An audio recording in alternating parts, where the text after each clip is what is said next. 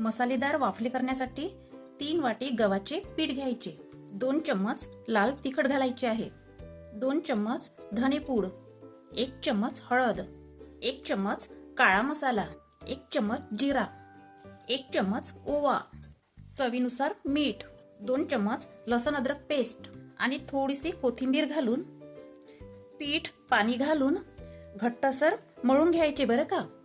आता या पिठावर 1 चम्मच तेल घालून पुन्हा पीठ सॉफ्ट करून घ्यायचे बरं का। लगेच ताटाला थोडेसे तेल लावून जाडसर चपाती लाटून घ्यायची। चपाती मात्र ताटावरची अजिबात उचलायची नाही, कारण तेल आपण अगोदरच ताटाला लावलेले आहे, त्यामुळे चपाती ताटाला अजिबात चिकटणार नाही। चपातीची थिकनेस एवढी ठेवायची। आता यावर झाकणाचा गोल शेप देऊन वाफले तयार करून घेऊ। आता या साईडच्या पिठाचा वापर आपण नंतर करू। इकडे तुरी मी रात्री पाण्यामध्ये भिजत घातल्या होत्या। या तुरी कुकरमध्ये घालायच्या।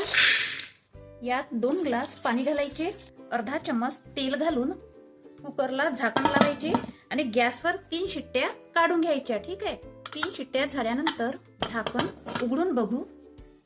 अय्यो, तुरी बघा किती मस्त शिजलेली आहेत। आता गॅसवर कढईत तेल घालून गरम तेल झाले की 1 चम्मच जिरा घालून फुलू द्यायचा। लगेच 1 कांदा घालून हलकासा ब्राऊन होऊ द्यायचा। 2 टोमॅटोची पेस्ट घालायची, मिक्स करून टोमॅटोचा कच्चेपणा काढून घ्यायचा।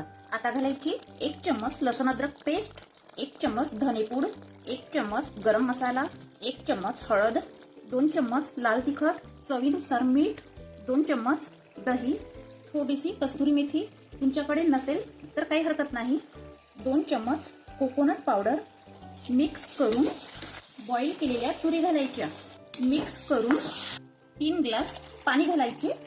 आता घालायची यात हिरवी मस्तपैकी कोथिंबीर।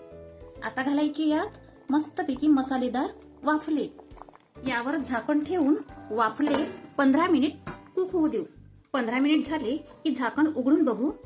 गॅस बंद करू। वाफले आता सर्व करूया। वाफले बघा किती मस्त शिजलेले आहे। वाफलेला रंगही छान आलेला आहे आणि टेक्स्चरही छान आलेला आहे। एक वाफला मी तुम्हाला तोडून दाखवते। बघा तर वाफला किती मस्त सॉफ्ट झालेला आहे, जसं तोंडाला पाणी सुटले आहे। तुम्हाला जेवण बनवण्याचा कंटाळा आला असेल तर एकदा तरी असे वाफले करून बघा आणि कमेंट्स करून नक्की सांगा। धन्यवाद।